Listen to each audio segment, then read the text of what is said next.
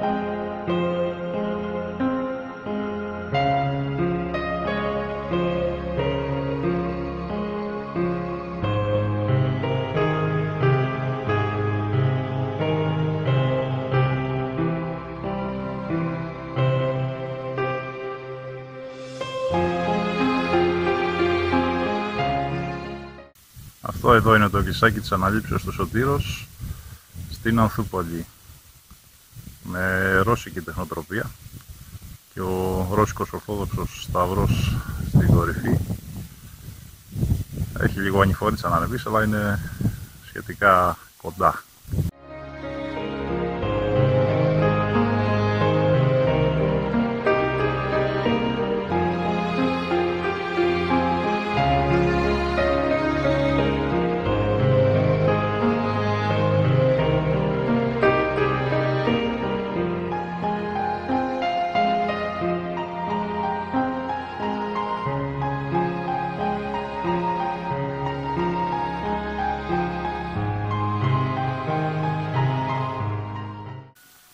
Πολύ ωραίο το τοπίο, πολύ όμορφο, ανοιξιάτικο κιόλας τώρα.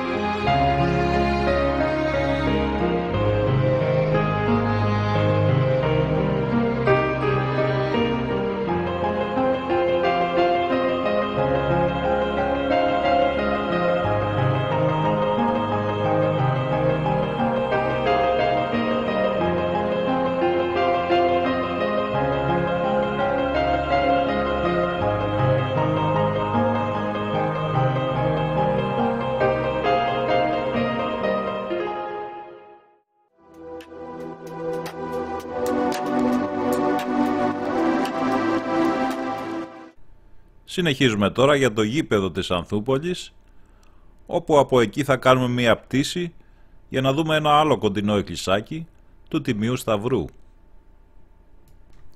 Η περιοχή της Ανθούπολης αποτελεί μία ταχαίως αναπτυσσόμενη οικιστικά συνοικία της Πάτρας. Χαρακτηριστικό είναι το μεγάλο σχολικό συγκρότημα, όπου συστεγάζονται αρκετά σχολεία. Στην Ανθούπολη επίσης στεγάζεται το αστυνομικό τμήμα της Τροχέας Πατρών, ενώ δίπλα του είναι και το πρώτο νεκροταφείο Πατρών. Η περιοχή ήταν γνωστή σαν Καβουκάκι. Κατά μία εκδοχή το όνομα είναι ανθρωπονυμικό και οφείλεται σε κάποια οικογένεια Καβουκάκι, η οποία είχε ιδιοκτησία στην περιοχή. Άλλη εκδοχή για την ονομασία είναι ότι προέρχεται από το τουρκικό καβούκι, που ήταν το κάλυμα της κεφαλής των γενίτσαρων. Στη συνοικία είχε ιδιοκτησίες και η οικογένεια Στριφτούλια, σε ανάμνηση της οποίας προέρχεται το τοπονύμιο Στριφτουλέικα. Στο γήπεδο έχει την έδρα του το αθλητικό σωματείο Έαντας Ανθούπολης με τμήμα ποδοσφαίρου. Επίσης κοινό το γήπεδο είναι για την ομάδα του Ζαβλανίου.